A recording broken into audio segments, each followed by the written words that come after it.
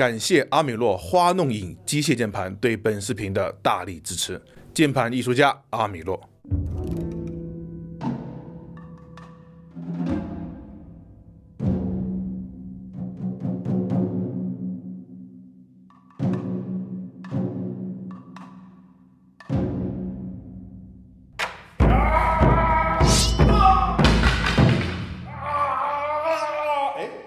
没事。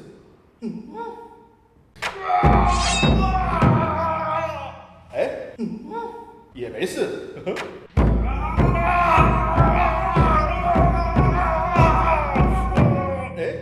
还是没断。为什么卡不断？因为我用奇油连击宝，就是不会断。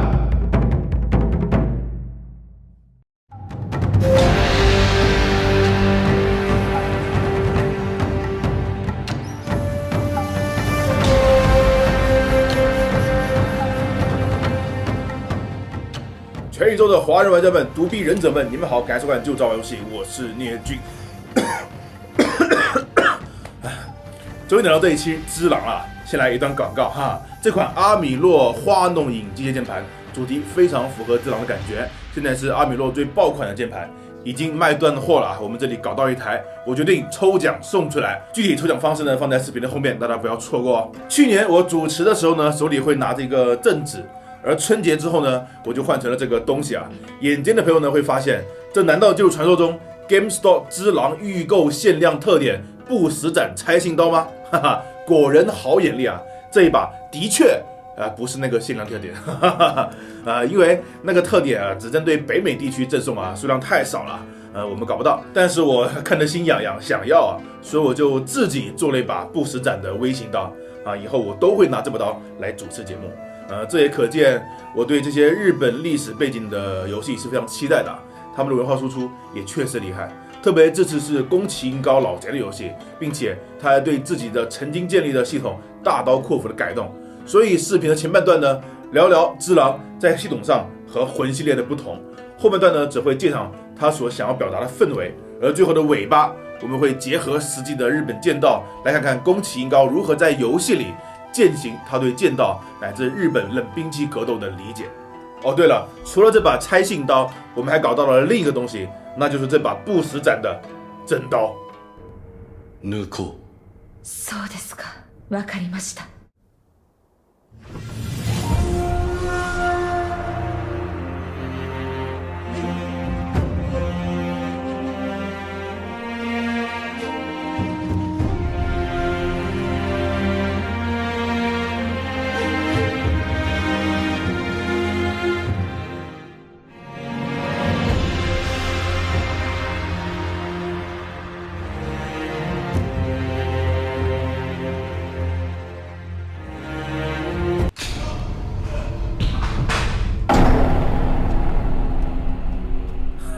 好吧，实话实说啊，这把不死斩的真刀也不是从哪里搞到的，也是我自己做出来的用我自己的居合刀改成的。我会把相对完整的制作过程单独放出来，现在让我们欣赏一下，然后进入主题吧。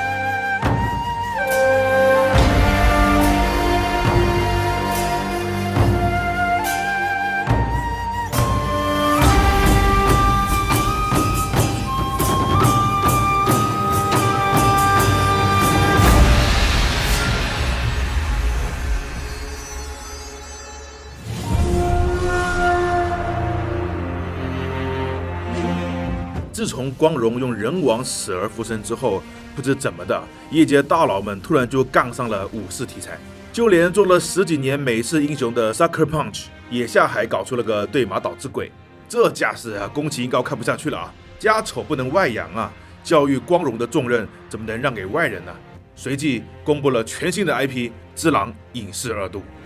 3月22日凌晨，在这场可能是目前为止人类历史上参加人数最多的打铁活动中，宫崎英高用只狼再次向人类证明了菜真的不分国界，嘿嘿。如果要我向别人推荐魂系列，我可能会说它并不友好，招式朴素又考验耐性，但我也会说它其实并没有看起来那么困难。苟在比人还大的盾牌后面，普通玩家依然可以慢慢通关。但对只狼，我会直截了当的说真鸡儿难，并告诫别人这种痛苦可能会贯穿始末不要以为能跳了就摔不死，有了一只就能像尼禄那样拽上天，钩索里也不会喷出瓦斯。兵长那样的旋转突击只能让死亡更加华丽。曾经被换了名字的杰洛特打败的西国无双丽花中茂，这次自己也换了个名字，分手大师玄一郎跑到伪民国来欺负玩家。玩家以为自己是预告片里杀人无形、飞檐走壁、上天入地、见血封喉的一只孤狼。不好意思，其实只是升级版嘎邦脆，人人都喊打，招式防不住，套路躲不过，喝血必中招，死到嗷嗷叫的小菜狗。无伤打 BOSS 没问题，我经常这么干。只不过无伤的是 BOSS， 还杀了我2次。天诛没错，只不过天天被诛的是我。魂3出来后，不少玩家叫嚣老贼的游戏没以前难了。你们这些人闭嘴好吗？宫崎大哥，我们知错了。不好意思，龙咳又发作了。好，回到正题，只狼的游戏难度本质上来说是宫崎老贼和玩家之间的一场博弈。我们可以从以下几点来看待这场较量。第一，复活机制。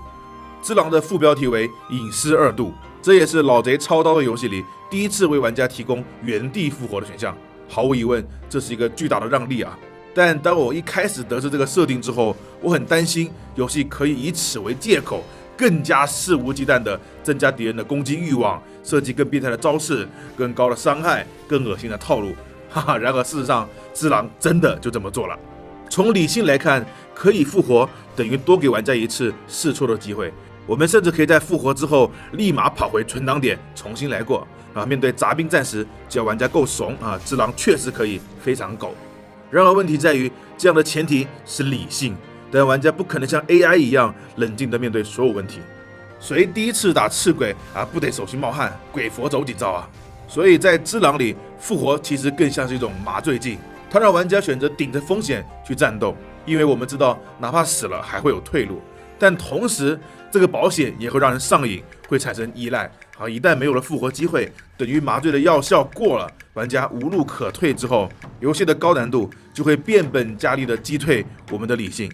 所以普通玩家很容易陷入第一条命猛如虎，而复活之后死得更惨的困境。很多原本防得住的攻击开始失误，很多可以进攻的机会不敢上前不是游戏变难了，而是我们变怂了。毕竟生命诚可贵，但第2条命更宝贵啊！宫崎老贼非常奸诈地用复活机制提高了玩家对高难度的接受能力，又通过了我们对复活的依赖，成功地平衡了给予玩家的让利。这个在游戏界首创的机制真的非常阴谋啊！一方面获得了更加照顾新手玩家的好评，一方面却变本加厉提高难度，满足自己的虐待欲，同时还满足了那些高难度控们，真是一石三鸟啊！喂，你这笑容太尖了吧！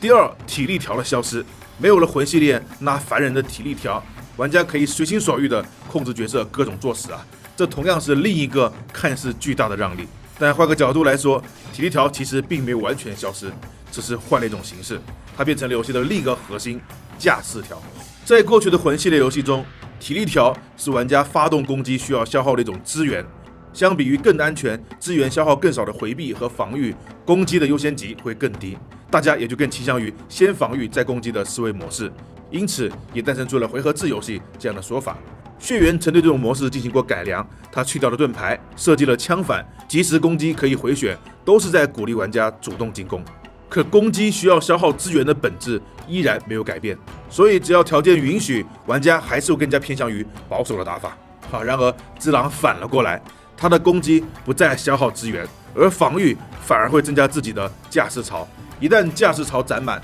玩家就会陷入硬直。好，明白了吗？其实体力减到0就硬直，和驾驶加到满就硬直是一回事，只不过表现形式上从递减变成了累积，所以这依然是消耗资源。因为防御反而需要消耗资源，攻击的优先级变高了，玩家会更主动的选择进攻。因此，只狼从回合制游戏变成了要硬刚的打铁游戏。当然，一味的增加防御的消耗和危险也不行，这会让防御变成一个糟糕的选项。所以，只狼做出了第3个改变，挑战玩家的习惯。对于人类来说，远离危险是我们的本能反应，一直以来游戏设计也遵从这个理念。所以，回避、跳跃这样的躲避类技能，永远是游戏中应对危险的首选。无论是奎爷的翻滚、贝姐的魔女时间，还是平台跳跃、回合战棋、动作射击，没有什么能比直接躲到敌人的攻击、藏身于原体之后，或者看到 miss 这个词，更能让玩家产生安全感的了。久而久之，回避危险就成了玩家的生理需求和游戏习惯，也就是所谓的瞎解宝乱滚癌嘛。所以，即便弹反、剑切这样的操作很早就出现在游戏里了，但却一直被视为高阶技巧，需要很高的操作精度。在现实的剑道里，防反也的确是高手向的技巧，这一点我会在尾巴里跟大家分享。可只狼并不想遵循这样的惯例，因为他想展现给玩家的恰恰正是剑拔弩张、见招拆招，格挡掉敌人所有的攻击，然后将其反杀的极限快感。为此，游戏还刻意削弱了角色的回避性能，垫步和跳跃的无敌帧时间明显少于其他动作游戏。如果没有大量的练习和经验，普通人是无法依靠他们通关游戏的。相对的，只狼对弹反和识破的宽容度其实很高，至少远高于同类型的作品。只要稍加练习，大部分人都可以掌握。但归根到底，强迫玩家直面攻击是违背人的本能的。学会了弹反，不代表就敢在气场强大的 BOSS 面前，或者自己残血的情况下冷静弹反。更何况，只狼的危险攻击还分中段、下段和投技3种，需要玩家在战斗中及时反应，并选择正确的应对方式。所以，只狼的难很大程度在于它的战斗设计，和我们一直以来的游戏习惯是相反的。玩家会害怕拼刀，总觉得这个选项过于危险，而垫步和跳跃其实比拼刀更加危险，于是就怎么打怎么死啊！这个死字都看得我出现了完形崩溃效应了。而且，只狼的战斗节奏也超快，它的防御、跳跃、识破等各种手段几乎都不能取消招式硬直，玩家不能拼命攻击，等到看见敌人出手了才按防御，这8成是来不及的，角色还在硬直中。这意味着只狼对于玩动作游戏、喜欢乱按乱滚的玩家惩罚是极高的。如果大家是先玩了鬼泣5再玩只狼，估计会有很明显的角色跟不上操作的感觉，大脑可以反应过来，但该中的招一个都跑不了。玩家上手只狼这款游戏的速度会直接反映我们平常的游戏习惯，可以看得出只狼在难度上的调整是讲究平衡的，弱化一个东西就会加强另一个，只不过对玩家有利的部分需要我们直面自己的本能恐惧才能发挥功效。所以只狼在操作难度上的提升没有很夸张，至少比鬼泣忍龙的连招对手指的考验要简单多了，但它对玩家心理素质的要求比起黑魂血缘要更高一个阶层。如果大家卡关了，与其抓狂不如休息一下，平复心情，这或许会更加有用。然后如果还是打不过，也不要过早放弃思考一下其他手段，或许会有意外的收获。对于忍者而言，胜利才是关键，手段并不重要。多达10种的忍一手，各个流派的技能树，能在意想不到地方发挥作用的道具，以及性能强悍的忍杀术。如果说黑魂是海量化的武器多元化战斗，只狼就是装备精良的特种敢死队了。只狼中的战斗策略是目前老贼的游戏里最强的。游戏虽然鼓励进攻，但也同时强调道具的利用，比如说动物会害怕鞭炮的声音，飞镖专克空中攻击，提前点出忍一手的大招，可以让玩家的武器附上火焰，长枪可以将蜈蚣从狮子猿的体内勾出，雾鸦可以让我们快速反击，斧子可以破盾，指敌可以乱敌，防御伞能够防御很多无脑的暴力招式，喷洒敌人的血化作雾气，然后继续潜行，运用傀儡术为自己制造帮手，又或者缠上血液大杀四方。老实说，主角只是断了一只手就能换来这么多武器如果可以的话，另外一只手你拿去吧不行，还有双脚呢。还有，别忘了从游戏的原型天珠那里继承过来的钩索，也让潜行和窃听成为游戏的一部分。但这并不意味着我们可以全程暗杀。事实上，游戏刚公布的时候，我很疑惑老贼怎么平衡潜行和正面战斗的比例呢？毕竟它又是天珠的精神续作，又是魂系列的延续。如果一个不小心，钩索和潜行就会成为鸡肋。比如圣歌就犯过这样的错啊。圣歌以操作机甲飞行为卖点之一，但实际游戏里飞行元素和战斗并没有很好的结合也就风暴飘在空中有护盾加成而已。飞行更多只是用来跑腿，这并不符合玩家的预期，让玩家感觉只是为了飞而飞。而潜行变成鸡肋的例子，看看隔壁的狂战士信条就知道了。结果老贼还是够滑头的。游戏对每个战斗点的设计理念就是玩家可以一路硬刚过去，但是难度极大。这不是黑魂里举着盾牌靠走位就能对付的。防御要消耗资源，让面对超过3个敌人几乎是不可能的。但运用潜行，我们可以把战斗难度降到合理的范畴，这就造就了玩家对钩索的高度敏感。有钩索就意味着有可能有更简单的击杀方式。战斗是只狼的核心，潜行是让难度合理化的关键。通过了这样的有机结合之后，钩索和潜行就融入到了只狼的战斗里，丝毫没有鸡肋的感觉。因此，对于第一周目最理想的体验是，平常能潜行就潜行，能暗杀就暗杀，然后去直面困难，挑战躲不过的精英敌人，以此来提高血量。如果不敢直面挑战，那后面的 BOSS 会更加难打。而第二周目想体验更高难度的高手，可以尝试全程硬刚，一个人正面屠杀整个敌方军队，这是真高手。而那些追求快速通关的大神，潜行、钩索、跳跃，又让游戏摆脱敌人和跑酷极为方便，真的是一个系统满足我们3个愿望。不得不说，老贼的设计和平衡做得极为精妙。4年前血缘发售的时候，我曾以为这会是 From Software 最大胆的一次创新，但只狼告诉我，他们的野心不止于此。只狼在战斗系统上的变革，才是真正有价值的创新。宫崎英高真的是一个非常懂玩家心理战的制作人。在黑魂中，游戏强调遭遇敌人的恐惧感；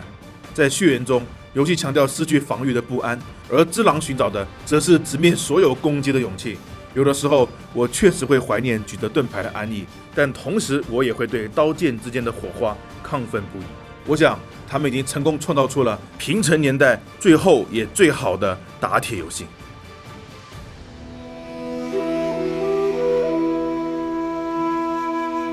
论美景，我曾为海盗的宝藏而纵览群岛，体验过荒蛮大地的生命之诗。论暴力，我斩杀过奥林匹斯众神，击退过外星种族的军队。论艺术，红衣旅人的朝圣让我向往，荒野之息的空气沁人心脾。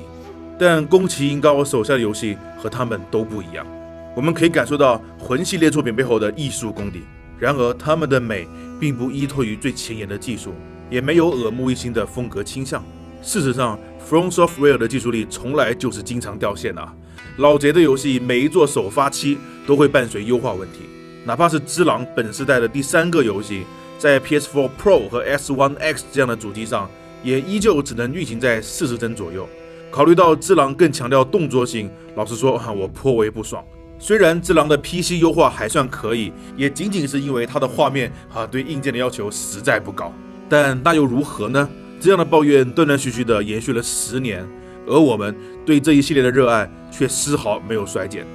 从第一次踏入无色烟雾来到帕雷塔尼亚起，我想我的灵魂就已经出卖给了那个万恶的男人啊！魂系列的场景和地图带给我们的体验是独一无二的啊！这不光是指它的气氛深沉的可以呼吸到恐惧，更是因为 From Software 手下的场景设计总是有着远超其他游戏的比例尺。在这里，如果我们来到一座城堡，那游戏会用流程、用敌人、用捷径、用 BOSS、用 NPC、用玩家的双脚以及最常见的死亡画面，去展现一座城堡该有的恢宏与历史。在他的团队里，从来不需要地图绘制师，因为他们深信对游戏场景的理解不是用眼睛看地图，而是用双脚走出来的。这种深入骨髓的记录，是任何一部宣称自己拥有游戏史上最大地图面积的开放世界作品都无法比拟的。因为真正能让玩家全情投入的，不是需要花多少时间才能从地图的一头跑到另一头，而是一种完全融入世界观的和谐，一个不会让玩家产生如果能进去那里就好了的想法的场景设计。在这一点上，只狼完美的继承了前辈的所有优点，并将魂式地图推向了新的高度。在魂系列的基础上，只狼再一次的将场景设计的比例尺放大。如果单纯从游戏内容展现出来的世界观而言，只狼的区域跨越会比他前辈要小，玩家不会为了击败新王而横跨多个王国。只狼的世界自始至终都围绕着伪名城而展开，除了少数几个类似幻境的区域，大部分地区在地理上都是连在一起的。这种物理上的连接却用剧情设计合理分隔开，既封闭又开放的设计带来的感受很独特啊！我们无法推测伪名之外的世界到底如何，却又实实在在地察觉到这个迷你国度的运作机制。近处敌人以独一无二的分布方式和高难度的战斗让场景的记忆与之捆绑，远处背景之中的山峦、城堡、峭壁则像路标一样暗示着玩家的目标。当我们最终到达原本以为很遥远的地点，等待玩家的则是另一个全新的挑战。只狼的世界就这样在远近交替中一点点的映入了玩家的大脑特别是摆脱了不死人不会弯膝盖的毛病后，地图设计上的表达力度就更加有力了。从堕落之谷的边缘纵身跃下，在金刚山的峭壁上扶摇而上，特别是利用钩索攀爬上天守建筑群的屋顶，在入云的屋顶上和等候多时的敌人一较高下。这种英雄式的体验实在是太酣畅、太梦幻了虽然一般自己都是先被怼死的那个说你的风筝上的那个。在过去的大部分时间里，日本文化下的城堡一直都像是一个符号，就算刻画，通常也以很小的比例尺几笔带过。只狼可能是游戏领域里第一次这么具体、这么详细、这么宏大的去展现日本诚意格局的游戏，甚至超越现实的日本建筑。用宫崎英高团队独特的地图设计风格，把巨大复杂的恶魔城市的欧式城堡思路，在日本的天守和诚意上再现出来，让人惊叹所以对我个人来说，只狼的地图设计让我找回了当年第一次玩黑魂的经验恐怕短时间内没有游戏可以替代了。很多人包括我在内，有时都会以美术不行、设计不到位的说法去抱怨国内游戏的场景设计，但玩了只狼，我深刻地体会到美术固然重要，但对于场景本身的理解才是场景设计的根本。哪里应该放什么，建筑背后的功能，什么时候展现全局尽显场景的大气，什么时候应该缩小规模凸显目的。特别是原之乡这个地图，整个场景是日本的奈良时代风格，而奈良时代的建筑和人们的衣着风格都大量学习了中国隋唐的文化审美，所以这个场景非常像中国唐朝时期的风格。因此我甚至有了一种玩国产游戏的错觉甚至客观来讲，我们自己的游戏的场景在建模上、在贴图上、在尺寸上都不输于只狼的原之乡这张地图，像天刀、逆水寒这样的网游巨制更加不逊色。然而我们输的不是贴图质量，不是美术的技术，而是对整个场景格局从宏观到微观的理解，是场景对游戏体验上的把控，是地图设计对玩家行为的影响等等。这些老贼教会了业界，场景不是美丽和大气磅礴就够了，它也像战斗系统一样要服务于游戏性这个核心。而另一方面，随着场景的立体化， From Software 在流程的引导上也做出了一些调整。首先，只狼的剧情不再和玩家兜圈子了，以往那种通关的游戏也不知道自己在干嘛的迷茫，在只狼里几乎不会出现。狼学家们这回可以琢磨的东西要少多了。而游戏也通过剧情为玩家提供了探索的方向，让我们不至于像个无头苍蝇到处乱转。但不管是之前作品里的迷茫，还是只狼里目标明确的剧情，我们都能感受到日本对死亡的向往这个文化给宫崎英高带来的影响。黑魂、血缘、只狼，几乎每一个故事都发生在一个衰亡的时代，而游戏的主角不死人、外乡人、忍者，其实都是在尝试救赎不死的负担。宫崎英高手下的死亡是宿命，是中立，是神圣不可侵犯的领域，但故事里的凡人们却又偏偏想逃离死亡，而真正获得不死的却又痛苦无比。玩家则是那个将终焉归还给他们的天道者。无论先锋势力想要获得不死之躯，却把自己搞得不人不鬼的真吕，还是黑暗之魂里经过无数次轮回却还在苟延残喘的火之时代，死亡对任何形态的事物都是平等的特别是当只狼回到了日本这个思想的本源地，这种情感就表现得更加强烈。因此早在恶魔之魂诞生的时候，老贼手下游戏的破就已经构建完成，他利用游戏里玩家必然会面对的死亡和可以随时读档的复活，来表达他对死亡和生命的思考。因此，哪怕经历了这么多年，6部作品，他依然能够完美的守住这个系列的破。这个世界上有很多经典游戏的续作都因为找不到自己的破，走向没落，甚至再也无缘和玩家见面。而宫崎英高却用4个完全不同的 IP， 成功阐述了同一个内核，这简直太疯狂了！甚至还硬生生的把原本应该是天珠的游戏，给做出了原本 IP 达不到的高度。如果有人问我最近10年里哪家游戏公司最走运，我会告诉你是 From Software。原本一个3流的邪道公司，就算有和声政治、设计机甲，把装甲核心给撑起了名声，却依然做得稀烂，基本没有一个登得上台面的游戏。结果却捡到宝了，一个并无心培养的项目经理，一个并没有多少开发经验的半门外汉宫崎英高，用一个全公司都不看好的实验项目，却凭一己之力撑起了整个公司，并将其从一个猎奇粉丝向的3线公司推向了世界第1线，登顶第1梯队。这是多么的幸运，几辈子修来的福分啊！这种几乎濒死，结果却迎来重生，并且最后战胜命运的桥段，又和魂系列里的生死轮回多么的相像啊！看看10年前的恶魔之魂，再看看10年后的只狼，如果再给老贼10年，我真的不知道那时候放在我面前的会是一个怎样的世界。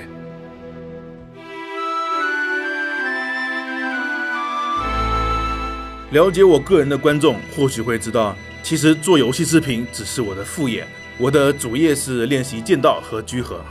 至今已经是第9个年头。人王那一期我们就结合了剑道聊游戏，那在只狼里自然也少不了这样的拓展。在这里先感谢我道馆的剑友协助拍摄。只狼的主角是一名忍者，虽然怎么看都不像啊。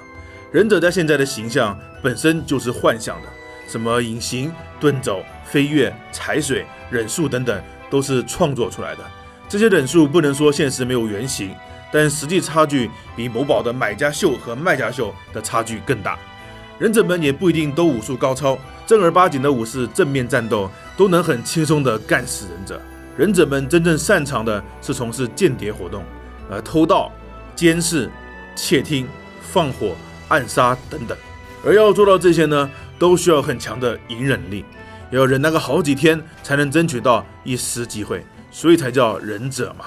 因此只狼里的这位忍者估计也就很容易被干死，这个是比较写实的。而他的招式和技能其实和现实的剑道、古流剑术以及居合关系都不大，也没有人王那么多借鉴。除了一招之外，这个等会说到啊。当然我相信这并不是老贼没有人王团队那么了解剑道，相反他的团队对剑道、对利刃格斗也有着很深的理解，只是并没有把招式还原在主角身上。那他把对剑道理解放在哪里呢？主要有2点。首先是还原在天守阁里面的一个兵种道场剑士，不像季英仲那么夸张，也不像杂兵不善剑法。这个敌人是现代日本剑术理念总和整理后的完美体现。首先是抛弃了各种流派的不同架势，而采用最实用的中段架势中段构。游戏里这个敌人就是完美的中段构。现代剑道里 90% 以上的剑士都用中段。中段之所以实用，是因为它兼具防守和攻击。剑尖永远指着对方喉咙，在防守的时候，对方如果贸然进攻，你甚至都不用动，对方自动就会扎在剑上，你会赢得莫名其妙。而如果你要进攻，只要向前走几步，对方就能感受到喉咙的威胁。这时只要一个刺激，非常简单迅速就能击杀。游戏里的道馆剑士就有这个招式，对玩家的威胁很大。现实中，除非身经百战并且高度集中，不然在一主一刀的距离是很难躲过这种突刺的啊。头上没有了微字提醒，想看破，那是不可能的啊。对了，一主一刀是剑道术语，意思是只要踏前一步，挥一刀就能击杀对方的距离。第2招借鉴剑道的，也同样简单实用的，就是伊文之斩。双手以身体中线把剑高举过头，再以中线向前挥击，同时伴随向前踏步，我们俗称拜年剑法，杰洛特也会哦。在现实剑道里，这一招叫做正击面，面不是面条的意思啊，是日语脸和头的意思，翻译过来就是劈你的头哈，自然也是一招毙命啊。这一招不仅在现实极其实用，在很多游戏里也同样实用，所以才会有百年剑法秒杀 BOSS 的说法。这招也是刚才说的智狼唯一能学到的现实剑道招数。当我第一次学到这招，我就知道一定非常实用。好，果不其然，只要时机把握得好，这可是游戏里的神技啊！不仅能大大增加敌人的驾驶槽，还能瞬间降低自己的驾驶，这个也是很有根据的哦。现实中打出一个漂亮的正击面，就算对方防住了，自己的冲击势能也能把对方撞退好几步，而自己却利用碰撞的反作用力，处于更加稳定的状态。自然也就是对方的架势涨了，而自己的减少了嘛。拜年剑法的好用可不是吹的啊。所以这么多流派招式，如果不知道用哪一个，先用一文之斩吧。游戏里除了道场剑士，在天守阁正殿的下面有个道场，里面有个精英怪，那些剑士的师范。他除了有一般剑士的招数，还非常爱用一招拔刀二连斩。这招的原型是现代制定居合道里的第5式袈裟斩，只是游戏里他更牛逼，用单手做袈裟斩。不过现实中居合拔刀只会在一开始没出刀前使用，并不会在战斗中特地的把刀收起来再拔刀。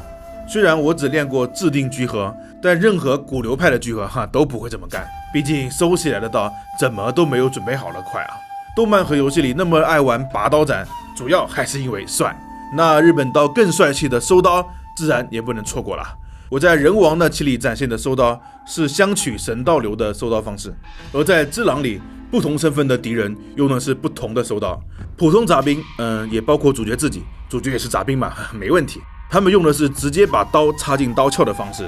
简单粗暴，非常杂兵。而精英怪大将军用的是巨大的野太刀，所以只能把鞘举起来收刀，符合这个武器的特点。而普通的道场剑士就讲究多了，毕竟是研习剑术的。他们使用居合的收刀方式，在正手收刀。正手收刀的好处是可以随时拔刀再攻击，而更牛逼的道场师范则更加帅气，会先旋转血阵，再反手收刀，有点像我之前的相取神道流的方式。反手收刀的好处是更顺手，更能精确地控制刀入鞘的轨迹，以避免刀刃插进鞘的木头里，这样可以更好地保护名贵的刀。但不利于马上再拔刀，所以必须保证敌方已经没有威胁了，属于更加自信、更加装逼的收刀所以不愧是师范嘛。那玄一郎是怎么收刀的呢？好，我们来看看啊。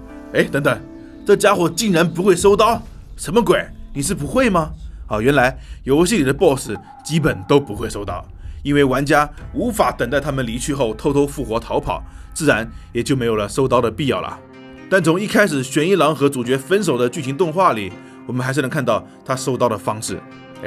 也是用普通的居合收刀看来他可能也是道场师范的学生吧。好了，关于游戏里对剑道招式的借鉴就这么点了，至少我没有发现更多。鉴于这个游戏的幻想风格，对现实借鉴的不多，还是可以理解的。但除了招式和收刀，宫崎老贼对战斗方式的创新，才更加融入了他对剑道乃至兵器格斗的理解。在空手格斗中，面对进攻，最优先的应对方式是闪避，哪怕闪避的时候被蹭到了，只要躲开了威力最大的攻击点，也不会受到太大的创伤。而次等的应对是防御，因为防御容易防不住，甚至防御崩溃，所以排在其次。我们看拳击、UFC 等等比赛都能看出这种情况。而弹反甚至防御反击，在空手格斗中很少出现，因为危险大，收效也不好。咏春拳的连削带打实战其实很难打得出来。看，这其实和我们常年玩游戏的思路是一样的，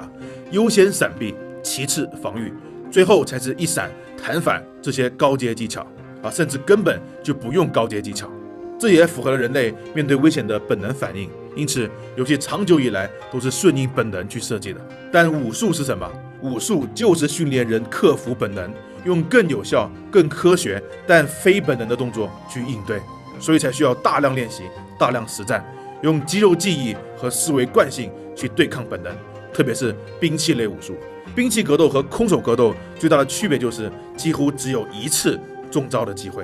不管是盾兵器的冲击力，还是利刃的穿刺切割，基本上只要不小心蹭了一下，立马就会失去战斗力，非死即伤。所以在兵器格斗里，闪避反而是最差的选择，因为加上兵器的长度，人闪避的距离是不足以拉开安全距离的。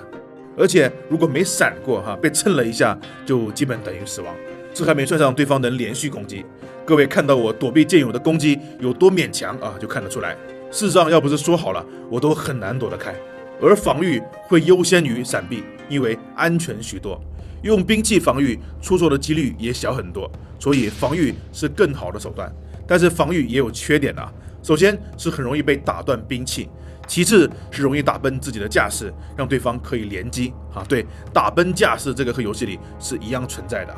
因此，相比起防御，更加优先的做法是在保证能防住的前提下弹反对方用现实的话说就是侧面拨开，化解对方的进攻。这样的好处是避免兵器直接碰撞导致断裂，二是能让对方失去平衡或者形成心理上的震慑，第三是能保持自己的攻击姿势，所以一旦弹反成功还能进行进攻，形成游戏里的防御反击。弹反和防反一样属于高阶技巧，需要练习兵器多年才能做到，但它们优先级很高，因为虽然一样有风险，但获得的收益很大。而在智狼的战斗里，就真的还原了这种兵器战斗逻辑。在游戏里，闪避的确是最危险的应对方式经常闪不过防御非常安全，但会积累劣势，并失去攻击机会。而弹反虽然有风险，但能维护自己的架势，还能让对方失衡，同时自己进入快速反击姿态虽然别的游戏里也有弹反和防反，但智狼里把他们的优先级做了调整，让弹反和防反成为了游戏最推崇的方式，进而才能营造出这种刀光剑影、你来我往的打铁快感。这种对现实兵器格斗的深度还原，如果不是团队对兵器格斗的理解够深刻，是很难设计出来的所以智狼的战斗系统的好评，不只是因为它做出了革新，更是因为它对模拟真实格斗的快感的一次成功尝试。这样的游戏活该备受好评。好了，关于游戏和剑道剑术的关系就先分享到这里。本来还有一段关于日本剑术文化输出的思考，但碍于时间关系以及我还没有整理清楚，就先不放出来毕竟之后还有对马岛之魂这个更加还原历史的游戏。虽然不知道它对剑道又有什么借鉴，但对日本剑术文化的输出是肯定的所以就把这段留到那个时候吧。智狼通关后有点空虚，就让我们一起期待下一次日本战国之旅吧。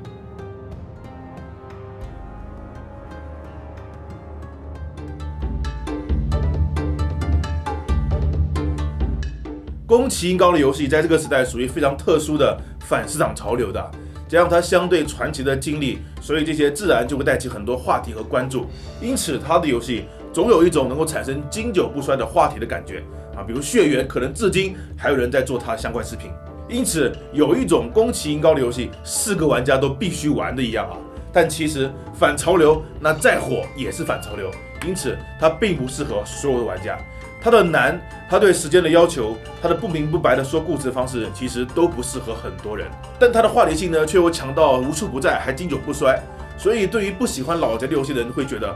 你们是不是故意吹是不是吹过头了这种感觉在魂系的游戏里呢特别明显。所以呢，玩家问问自己自己是否真的喜欢悠闲简单的游戏呢？如果是的话，那包括智狼在内的魂系列都并不适合你。而对于喜欢魂系列、喜欢挑战高难度的玩家自然智狼是不容错过的它是老宅游戏品质的新高度。但我也希望这类玩家不要以魂系列来衡量别的玩家，不要认为你连魂系列都不敢玩，你不是核心玩家，你不敢挑战难度等等宫崎高的游戏虽然优秀，虽然硬核，虽然很多人无法通关，但它并不是拿来衡量标榜自己和贬低他人的工具游戏就是游戏，悠闲和硬核都是为了娱乐，找到最适合自己的方式才是最好的。好，我知道你们肯定想我抽奖送刚才那把不死斩了但是那是管制道具，不可能的，别想了。我们抽奖呢就送这个键盘吧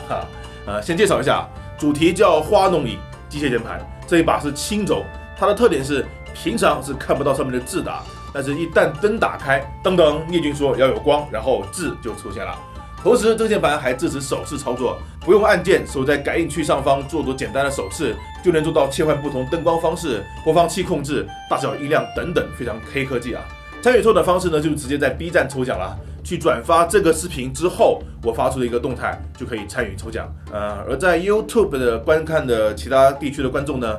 因为我还没有研究出公平公开的抽奖方式，所以呢，就先希望想抽奖的观众先到 B 站参与了啊。未来我确定的方式会再给你们补别的奖品啊。如果你们也知道什么好的抽奖方式，也可以留言告诉我们。好，这一期超长的视频就先到这里。Game 客运动站，我是念君。